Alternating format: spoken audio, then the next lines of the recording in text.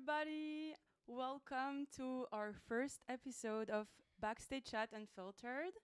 I'm Leah. I'll be your host for as long as I can. So you can get to know me a bit. I've been working in the music industry for the past year. I'm a manager and booking agent.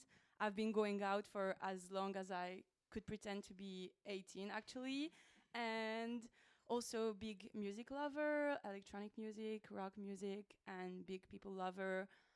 I'm also a big crier, so that might happen here. I don't know yet. But yeah, and I'm super happy for this first episode to have with me two amazing people. We have first Somto. Hello. Hi. Can you tell me a bit about yourself? Yeah, sure. So I'm Somto. I'm from Leuven, born and raised. I love nightlife. I think it's like a really big part of my life. Um, I'm part of a collective called Nachts, part of the bookings team. Always been interested in music, all genres, but I feel like nightlife and electronic music really brings a lot of people together, which is what I love. Connection, I guess. And yeah. Oh, yeah. I should speak a bit more up, sorry. What else can I say? Yeah, I really love curating events, something I do mainly in Leuven and looking for a job. So that's me. Oh yeah. You're really doing something. Like if you don't know about Nacht event, you should definitely know about it. It's such an inspiration for lots of people. Also, like I told you before, your visuals are sick. Like when I Lieselin. Yeah. okay, shout out to them. And with us, we also have another gem on the nightlife scene, Melissa Juice. Hi. Hello. Yes, my name is Mel. I DJ under the name Melissa Juice, and I am the lesbian icon of Brussels. No, Tell no, him. kidding. That's a little side wink for all you gay DJs out there. No, I'm a DJ. I'm also an organizer. I work with two collectives in Brussels here. Misfit and Lube, where we organize parties for queer people, mainly non-cis men. And other than that, I DJ around the various clubs, spaces, basements, vernissage, fondue festivals. Unfortunately, I didn't do that one, but similar things, yeah. So I like to be behind the decks and on the dance floor. And you also like fondue, which is very important to all of us. Thank you so much for representing the cheese community. I know you're very underrepresented here. Yeah, for real. As a half Belgian and half French person, I really relate to that. So thanks a lot. Um, and yeah, so I'm very glad to have the opportunity to be doing this podcast for the first time ever at GIMIC Radio. And yeah, I'm also a big nightlife enthusiast. That's how I met you both, actually, because this podcast is meant to be about what the vibe is in the backstage, also, how we connect with people in such a special way, which is, I guess, something not everybody experiences on a daily basis. That's still something that's very special. Yet it's sometimes not as deep as being in a two 2 square meter room filled with smoke, people yapping, people being high, people being drunk, people just speaking their minds up. And that's what I wanted to bring here. But I think something that's been missing a lot for a while is more the deeper conversations, which obviously cannot really happen when we're under the influence all the time, or when we're tired and when it's 5, and also when we're surrounded by people that we don't know what their intentions are also. So here, let's just say all our intentions are the best that we want them to be. I love you guys. Like, I love you guys. I love everybody. Not everybody, but we're going to talk about that later. So, yeah, this first episode is called Money, Beauty, and Ego, which is meant to discuss all the issues rising from the privileged minds that cannot actually understand how their privileges may affect others. And I wanted to start this episode and this series with this subject because when I got into this industry, I think that's a nice way to introduce the podcast also. So then you can get to know me and you can understand where I come from. I come from a very privileged place. Like, I started by going to lots of concerts because it has always been something my mom like did. So obviously, I also went to concerts with her, and then yeah, I went to concerts. I posted on my Insta page. Then this venue reached out to me like, okay, do you want to do videos for like free, but like you get concerts? I was like, yeah, like obviously I want to do so. And then I got this internship after that. That was not the main point before, but like I got an internship to do musical promotion. I did production there, and this was actually the first real step I had in the industry. And I came with sparkle in my eyes. I came like, oh my God, I'm gonna host bands that I love so much. And I'm so excited to do so. I'm gonna be surrounded by people who are passionate about music. How can this be a bad situation? And then it started. I was also in a very bad place when it started.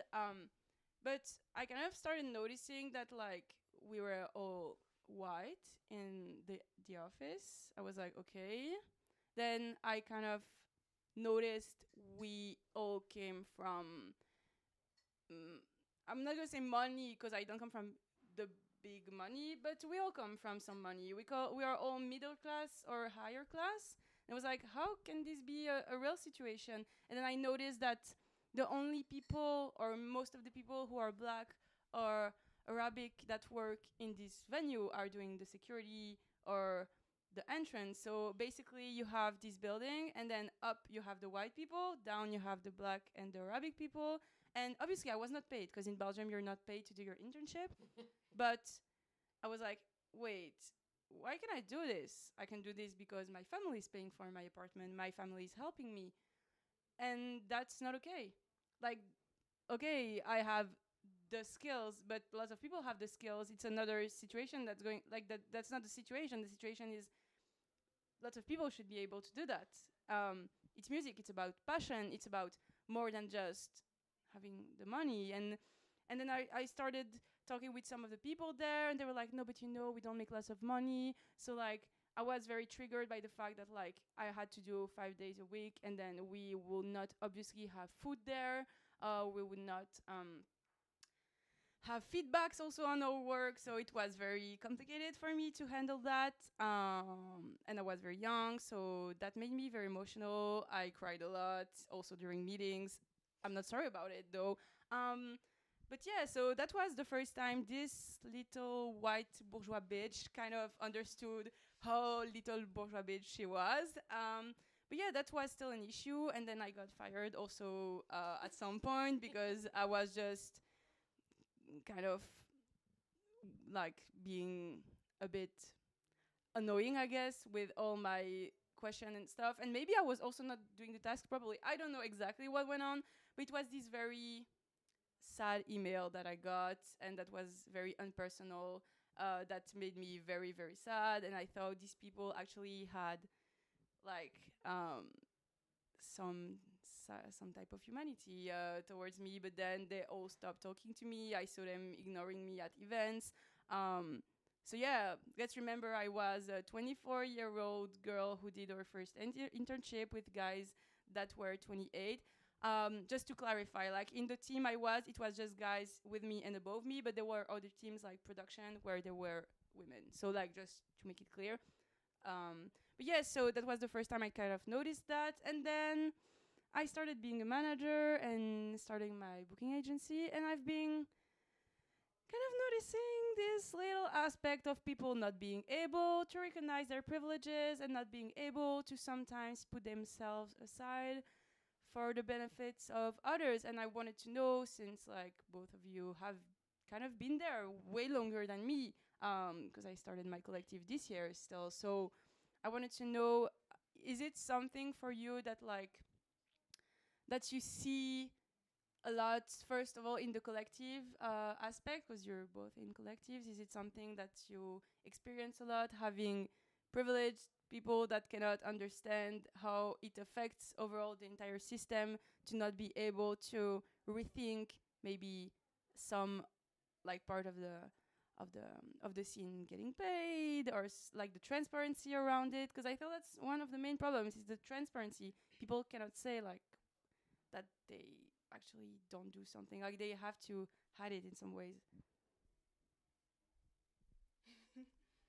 Um, yeah, it's definitely something I can relate to. I think for me, like this. Okay. I think for me, growing up in Leuven, which I would call a pretty comfortable place to grow up, I would definitely notice that at school, for example, there'd be like disparity between how I live and how my peers would live. And I've also been noticing a lot in this scene that it really reminds me of high school, which as the only black girl in my year was really interesting at times. How you feel that there's this group that, in the way that they succeed, does it kind of effortlessly, while you really like struggle a bit to get opportunities to be seen in some kind of way. Um, yeah, so I definitely relate to that. Yeah, I think we can all relate to it, because like there's exploitation in every industry, in every creative industry, professional industry.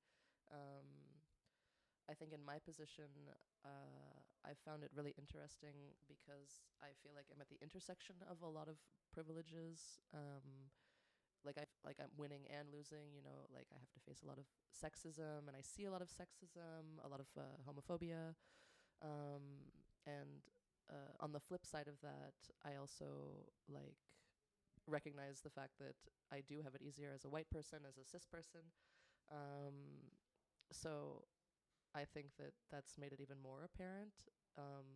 And also, it makes it even more apparent when you see that people just reject the opportunity to work on it, and make the disconnect with empathy to not perpetuate what they've been through on other people.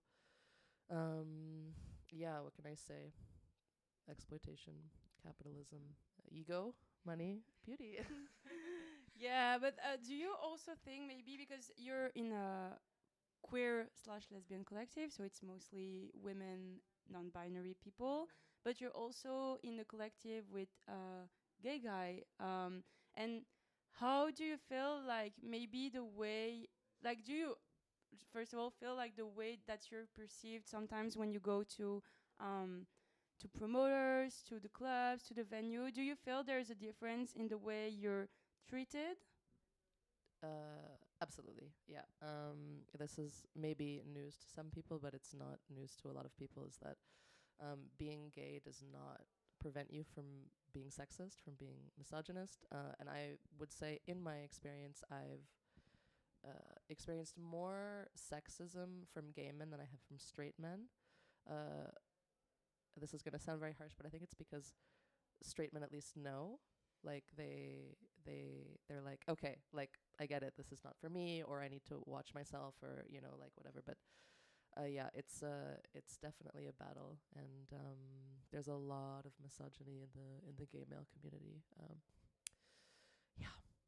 And do you think also that maybe like when you're gonna want to do your party at some place, like the people that own the venue and that are going to decide if you're willing to do the party there or not, do they have a different way of treating you also when you get there just with women, non-binary people, or sometimes when you get there with males? How also do they behave? Do they behave differently towards you or towards like the other people? Like, I can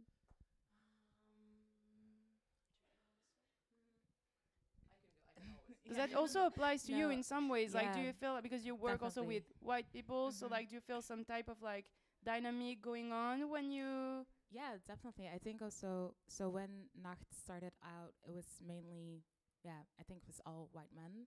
And then they did an open call, and I joined, so about, yeah, 2 years ago. And I think what I've noticed being active in this scene is how much like social capital comes into play, how you're perceived as a person doing nightlife, doing stuff. You're really measured within, in some kind of way, this proximity to white men. So they kind of value you as how close are you to them. Because yeah, as a black woman, I mean, there's a lot of microaggressions, which sometimes just it's still pretty aggressive. And for me, it really stems with this sense of a lot of what we call communities tend to just be friend groups between white men. So there's a lot of cronyism, and then I always just question, how do I, like, I don't see myself in that equation. Like, I'm pretty invisible, not to be harsh on myself, but they see each other first. And that's where the hierarchy comes into play. But as you succeed more and you get more visible in the scene, then yeah, they start noticing you and saying hi. And yeah, it's very interesting, but it's also kind of juvenile in a sense. As I said, high school. So Yeah, I think I'm continuously like surprised at the like the delay of understanding empathy in some people, of like, I don't know if it was just, if it's a girl thing, or if it's like a neurodivergent thing, or if it's an I spent too much time alone thing. But I don't know, I always thought a lot about how other people felt, and I spent a lot of time trying to imagine other people's experiences. And that has, I think, made me a much better DJ, organizer, and person. But it's really just, sometimes it really just shocks me how little thought people will put into the experience of people that are part of their events. And it's just like a right over the head. Like, I think it really is that thing of like, if you haven't experienced it, if you haven't experienced exclusion, it's very hard to describe it to somebody. And not exclusion on a personal level, but exclusion on a systemic level. Like, it's so hard to describe to somebody what that feels like, to feel like you do not belong somewhere, or you are worth less than someone else there. And even saying that, like, different experiences of different ways of being excluded feel different, but I think understanding that it exists comes a lot from feeling it. So all you can hope for is that maybe someone had a crash course in empathy on a personal level, or they're willing to trust your experience, which people don't always do. I think it also gets very difficult to explain because of how insidious it is. And that's why sometimes I feel quite misled by this industry or scene, because it claims to be all about communities, but I associate communities with warmth, feeling at ease, feeling welcomed. But again, with this dynamic of a friend group and entering a space and feeling like, if I don't know anyone, I'm going to be ignored. I don't really see then what you're doing in this industry, to be completely blunt, because it doesn't make sense. It's not how we can share experiences, how we can contribute to electronic music, how to club culture, how we can experience, share, listen to electronic music. That was out of a need to connect with people, yet you only want to connect with people for your own like personal ambitions, I guess, or personal gain. Um, yeah, it's also just with the shift of who is who, instead of music being the source of what we do. It's really about, no, how can I succeed and be, I don't know, like some music god doing whatever. I think that's one of the harshest parts. It's like, it's supposed to be about music. It's supposed also to be about the respect we have for the people who made music the way it is. Music doesn't come from white, skinny, privileged, cis communities. It comes from like mostly, if we talk about the electronic music, it comes from a Black American community. That's how it grew. That's how it developed. That's how it got to the way it is now. So much music in the electronic music industry comes from also fusions with rap music. Again, black music. Also the fusion with jazz in some ways. Again, black music. Like, it's so, I think, sad to see that, like, obviously something becomes important and big, and that's nice to see that music becomes more accessible thanks to lots of people who do different types of music, people that have the money to bring it to the light it should be. But if people started to just like look it from a bit further and try and see like, okay, like, am I taking some space that I should not be taking?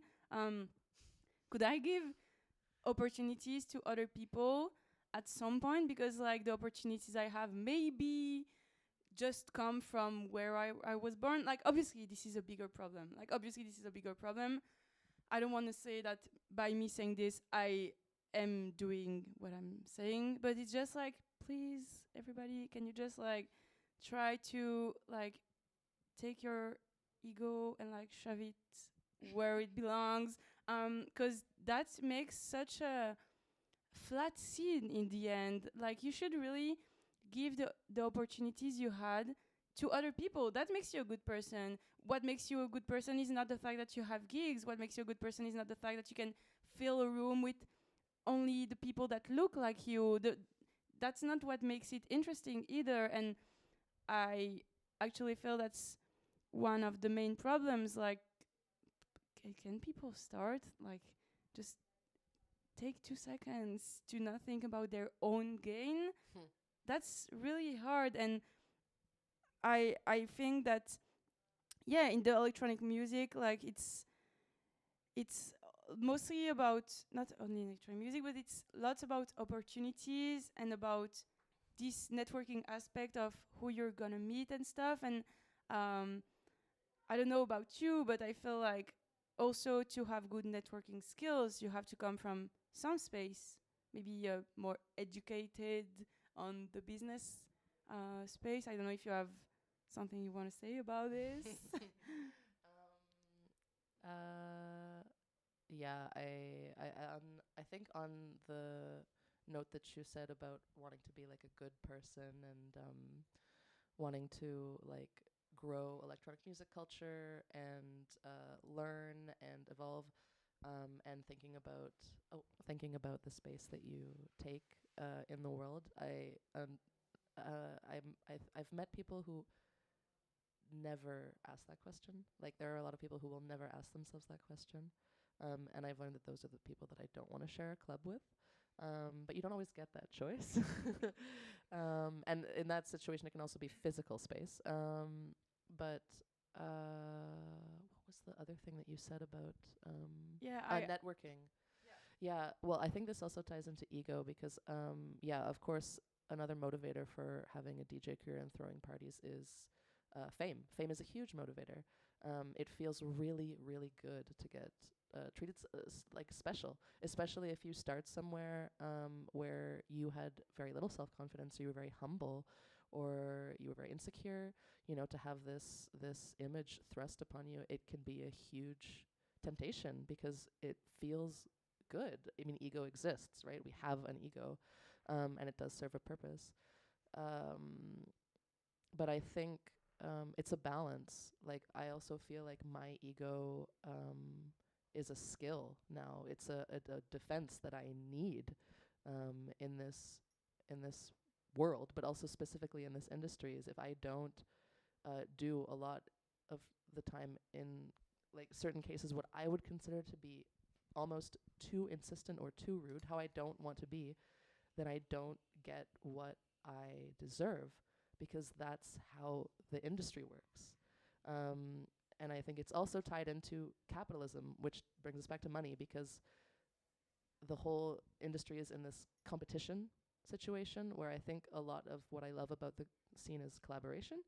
But yeah, when you bring money into it, there will be money because you have to pay rent for venues, you have to pay artists. Like it's a balance. Like ego is there for a reason, but you can't let it overrun you if you want to remain true to the values that you have. And for that, I would like to give a shout out to my social anxiety for preventing me from wanting to get famous. Yeah, it definitely helps. I would be the worst famous person ever because I can get so awkward in situations. But yeah, I think you really said a lot that I resonate with, how capitalism and fame and how it still contributes to your social capital in a way. I lost my thread. What do I want to say? Yeah. Wait, I come back. If it comes back to Yeah, you, back. just make me a sign. Yeah, I wanted also around the networking situation, because that's a thing where lots of people, I'm gonna use me as an example, come up to me and they're like, oh my god, but like, how do you do it? How do you do it? Like, you're going to speak to so many people and like you connect with them and then you do it so nicely. And this I want to say, like, thank you, okay, but I grew up with a mom who put me like in a startup boot camp at 17 years old. Like, is that Slay. well? Not slay, but you know what Yeah, but you know, so this was my first experience. Like, I did the Les Petites Entreprises, which is like you build your own startup at 18. Girl boss. Literally. Stop.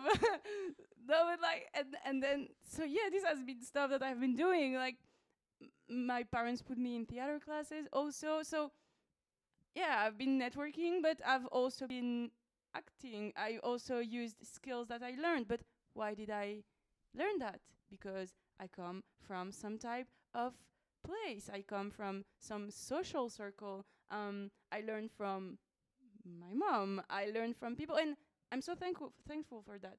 But that's not the point. And lots of people that have skills in networking should be thankful for that. But that doesn't mean the way we are doing it is the most efficient way for diversity, for inclusion in the scene. That just means that's one way of doing it. And one thing I've noticed continuously, it's like I can now, I changed a lot since I was 18. I came from some space. I got a bit more alternative and whatever this means. I got queerer, like, for what it's worth. And I have to pretend to be 18-year-old Leah sometimes to be connecting with these dudes. When on the other way, I'm so happy I can be myself and just start rambling shit, and then I connect with so much interesting people that are like me, not like me, but like these amazing queer people, these amazing people that are kind of activists also in their life and beyond the scene, you know. And so I feel like that's something we should think about. Yeah, I feel like this networking situation is getting out of hand because also next week there's AD, for example, and one I will important be in my house. yeah, but that's the thing. Same. And I will be there, but I'll be there for free-ish because I got a press pass because I started doing videos. But why did I think to get a press pass? Why did I think to like be able to do that? Because I knew people. But why did I know these people? Blah blah blah. And then you can come back to the fact that like I come from some space where I understood that sometimes you can ask for these things. But that comes from some type of privilege, and But you're also working. Networking is absolutely work. That's it is work. it is work. It's work. In this industry, who you know is a majority part of how well your career will go from an industry perspective. 100%. Obviously, but you have to come from from, in my opinion, I don't know what you exactly think about it, but it's like, for me, it's like you have to come from some space where you have to have the same codes of communication. You have to know the tricks. You have to know how to do it, to be able to get to a point. And that doesn't mean that other people don't work hard, because there's so many different fields in this industry where people work their asses off. But even though I work lots, I still get to do that because I come from some space. So do you think, are our jobs accessible enough to be doing that full time in some way, or to be taking the, because networking takes time, you know, like for you, for example, do you feel like the time you would take to network or whatever, is it worth it? Is it efficient? Does it make sense to you? I don't know. I still think it's weird because honestly, for myself, like, yeah, I can get very introvert, socially awkward, and in the end, it still feels like a performance. And well, sometimes it helps to like not take it that serious and see like the comical aspect of it, but you see it in a lot. For example, if you like meet people, and then I guess who you're greeted by, but who you're not greeted by already says a lot by about who you are. Whereas, so yeah, it's comical because also if you look at it from like a cultural aspect, me being like Black and Nigerian, like not greeting people is so rude. Like it's really a bad reflection of your personality, of how your parents raised you. So when I'm put in those situations, I often think like, okay, I guess I'm not cool enough to say hi to, and not that I need that acknowledgement. You're always cool enough. But that doesn't even matter in my mind. I'm still like, you don't have basic manners. It's just you enter a space, you say hi, whether it's like eye contact, just basic acknowledgement of people, but just putting yourself on this pedestal and thinking you're not worthy of my attention, or I will give you this validation that gives everyone else the cue that you're special enough in this scene. I have no idea where it comes from, but in a sense I do. No, it really is just, if you reflect on it and you think about it, it's really kind of fucked up the fact that you walk into this room and you don't deserve respect, recognition, or welcome immediately, that you have to earn it, and not just on a talking level, but also on a getting bookings level, getting it's there are a lot of very undisclosed hoops that people have to jump through in order to get to certain levels of the industry, and everybody knows that they exist. Everybody knows that they're there. Once you start knowing the scene, but you start organizing, you know that they're there, and it doesn't seem fair, but nobody talks about it, and you do it anyway because that's what you want to do if you want to have access to better sound systems, better lineups, international dates. Yeah, so that's something that I think will take more than, unfortunately, just one podcast to address. From what you've just said, I was thinking maybe some of you are already aware of what the boys club is. What is the boys club? So basically, it's this dynamic of the bros hanging together, the bros just noticing the other bros in a room, the bros just being able to do bro deals by booking the artist of other bros, bookers, of whatever. And do you think, even though you're still in such different scenes than the bro scene, well, not so much, but do you think there's a way that like we could stop at some point being like to be impacted by these bro dynamics in the scene overall, because still so many of the guys are promoters in clubs, promoters in festivals. So many guys are the people who have actually the time and connections or whatever to have the agencies, and it's still very male, white, straight, whatever, even though gay also sometimes, but very male dominated field. So do you think these dynamics we could find a way to break them, or is it like The question. The question.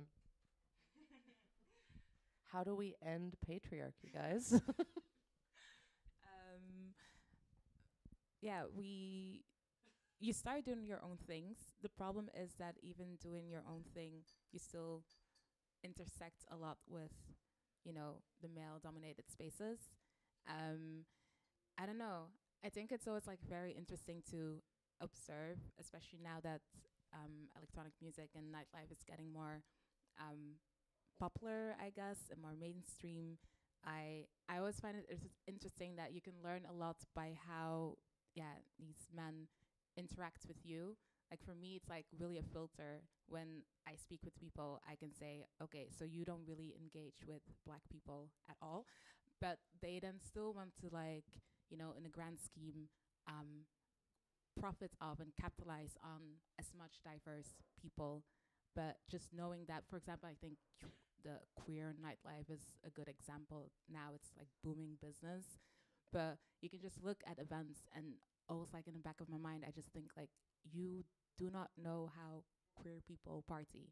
You don't know what they need at their parties. Yet you get to throw this like big queer event or whatever, and I guess in some point maybe it works because they still get their money, but then you also wonder, does it actually contribute anything to this queer nightlife that they want to promote?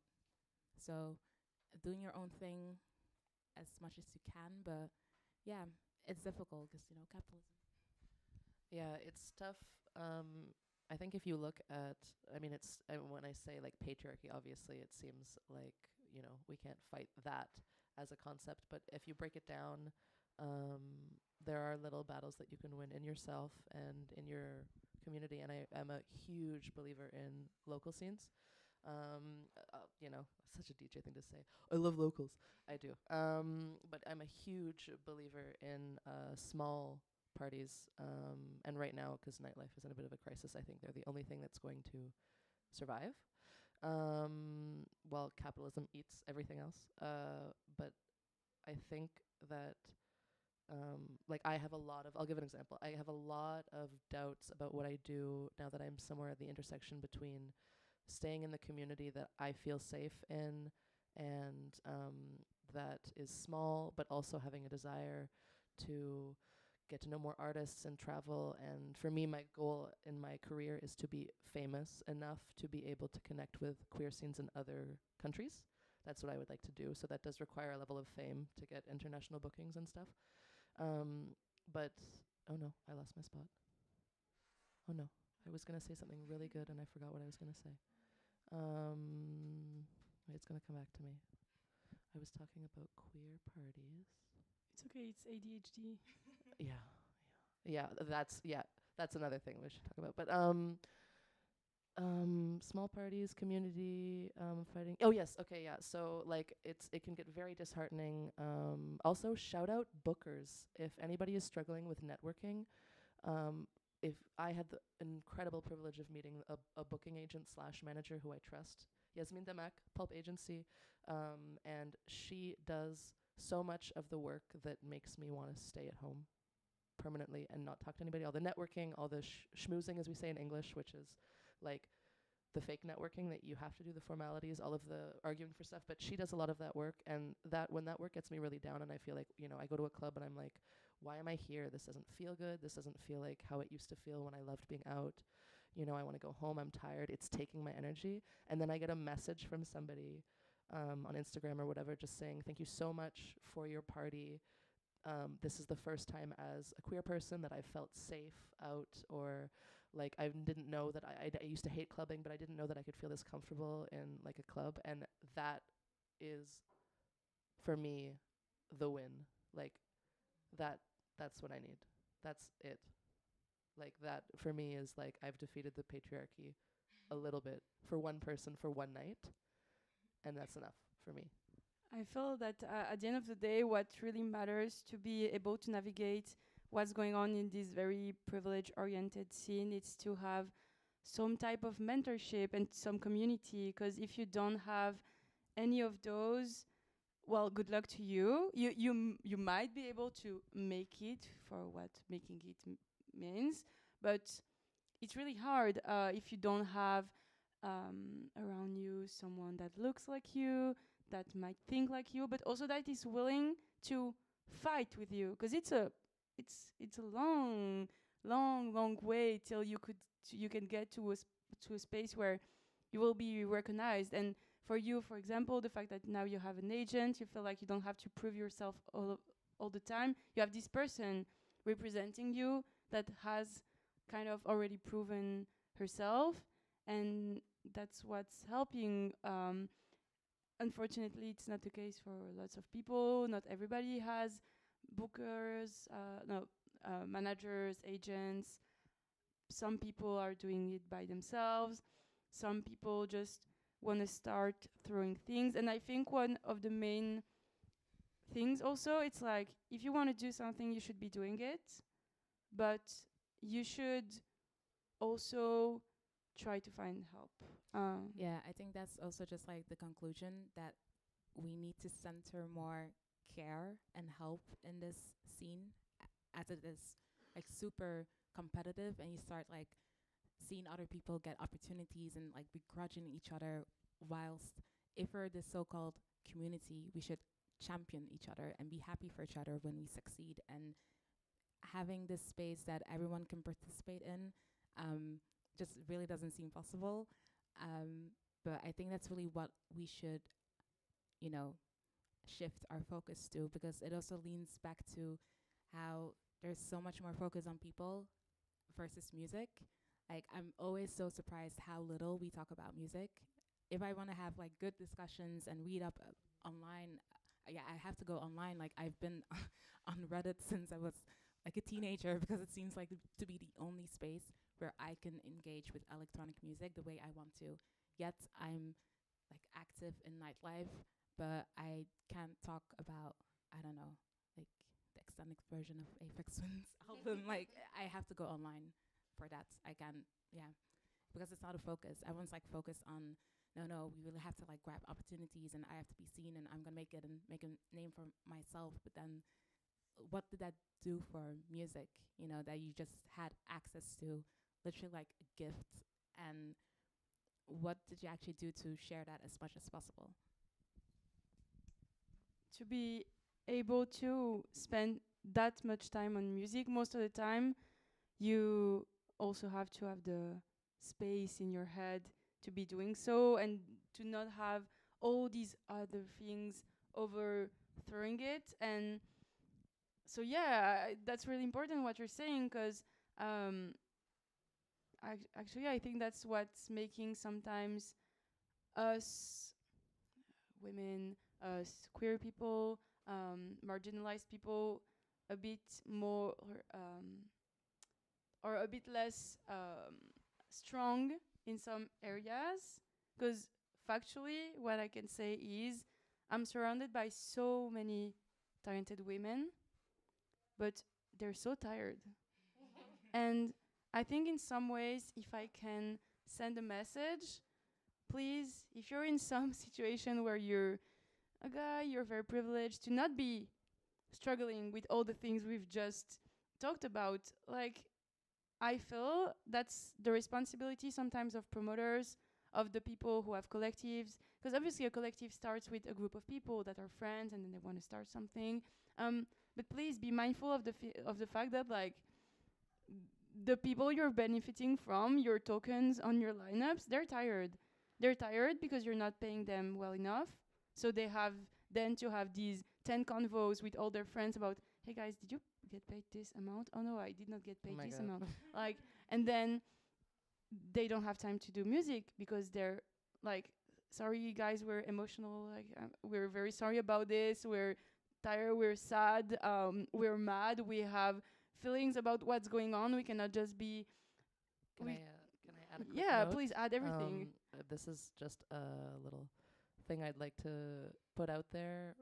It's something that I've heard a couple of times. that I think is it's misunderstood a lot. I've had a couple of people who I've been in discussions with about payment, about paying me for DJing, and when I told them that either it was not enough for me or it was under what I accepted, or even before we had a discussion about offers, or in the discussion about offers, they told me, and when I say they, it's always men. It's always men. They said, like, when you talk about money, they say, oh, we're just doing it for the passion.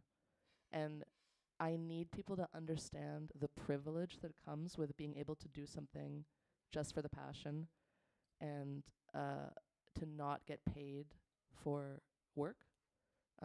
Even if I love work, it's work. It's absolutely work, and I'm doing it. I'm offering a service. I'm performing. And if you tell me that, if you use that word, like, if you don't have the budget, just tell me you don't have the budget. I am so open to discussions about that, because money is tight for everybody right now. But do not think that it's high and mighty of you to do something just for the passion, because that is 100% privilege. Like, yo, oh my God.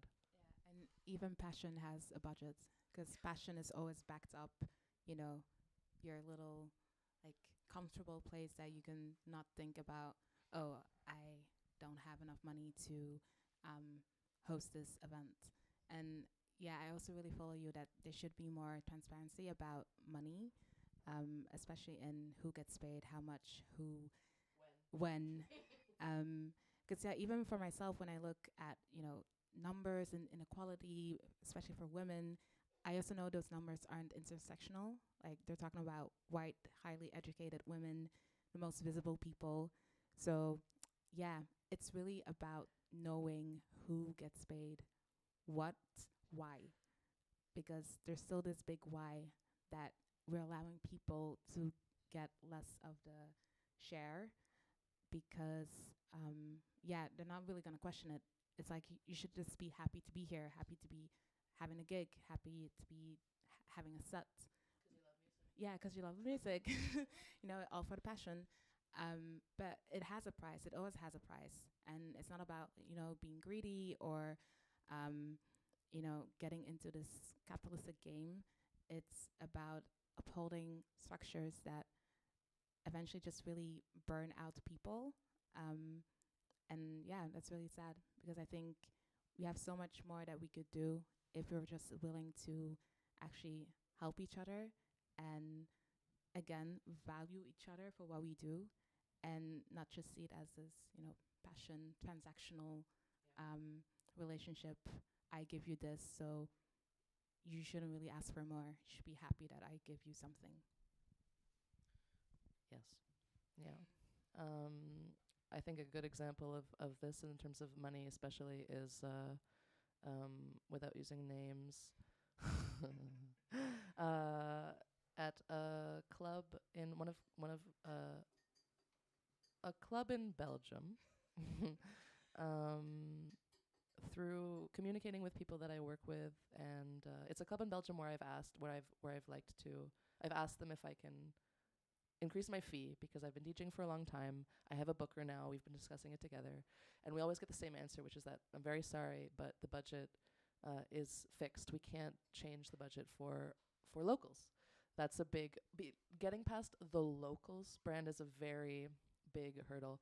But I will tell you that from discussing with people openly and privately, I can tell you that for that slot, for which I got paid 350 euros, a white man got paid 700 euros, and a friend of mine who is a queer woman of color, who is infinitely more talented, skilled, and professional than I am, cannot get more than 200 euros.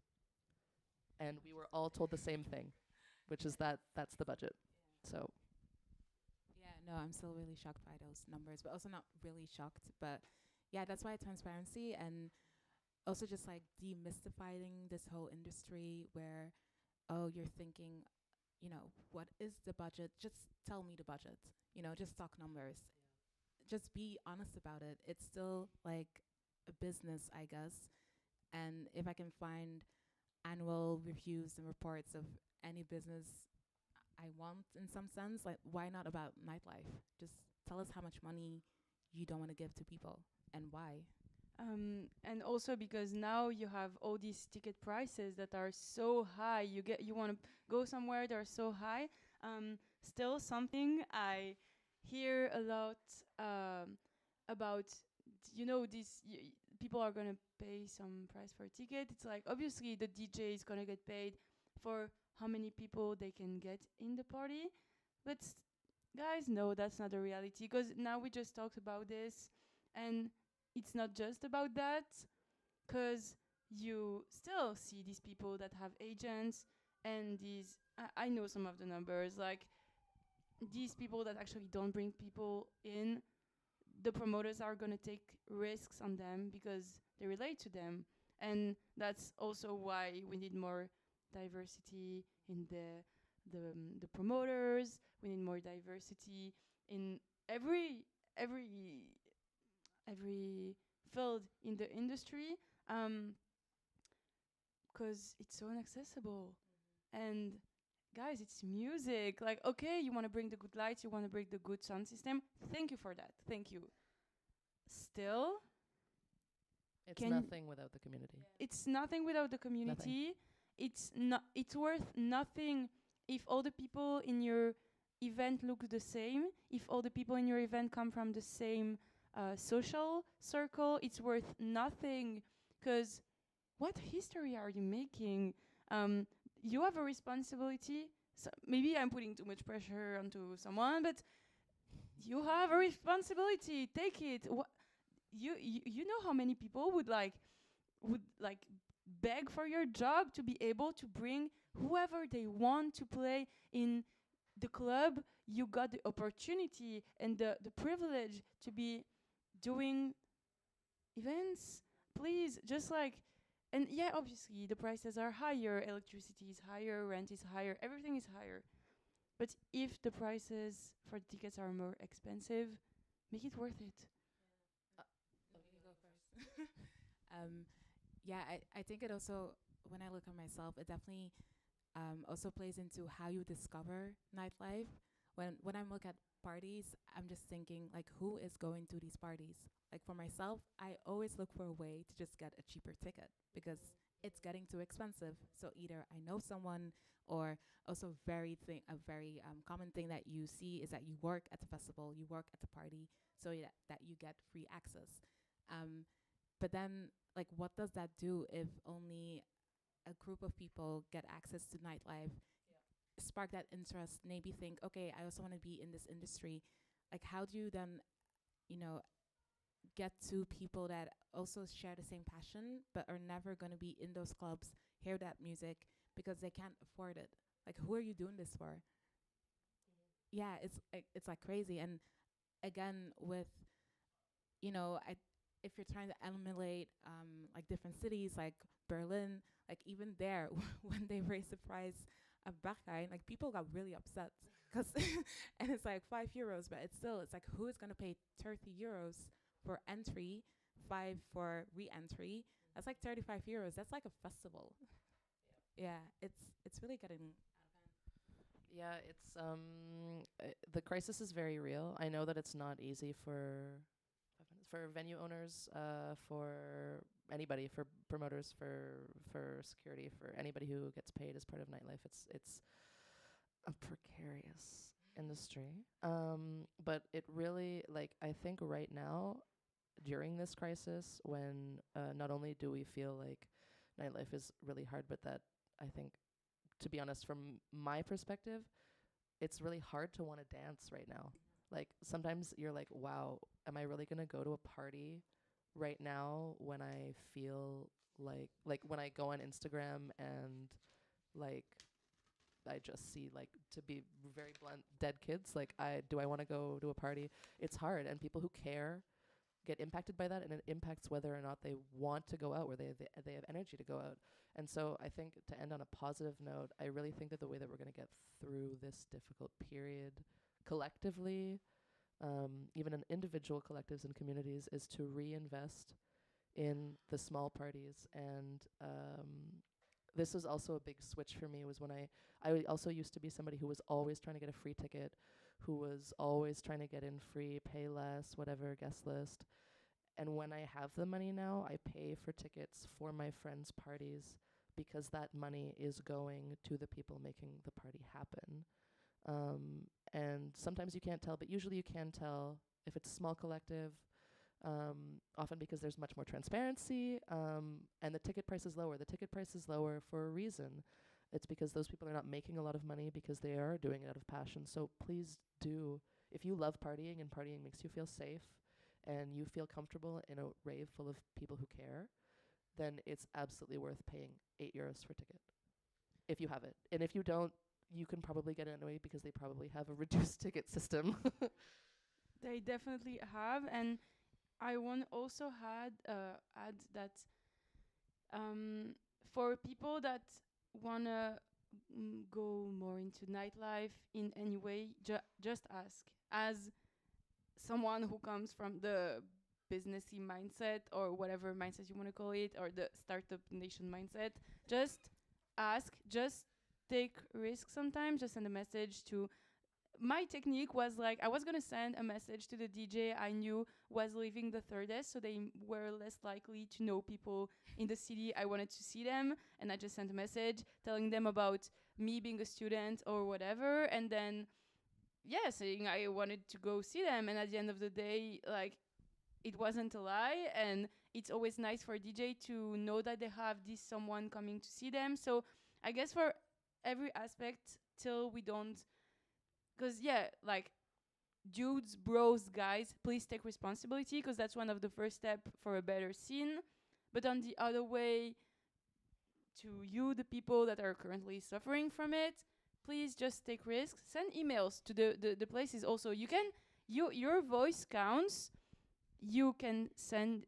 It takes time, but your voice counts, and you will find people that think the same. Post on social media when something is going bad. Like, please make it known. Like, that's super important.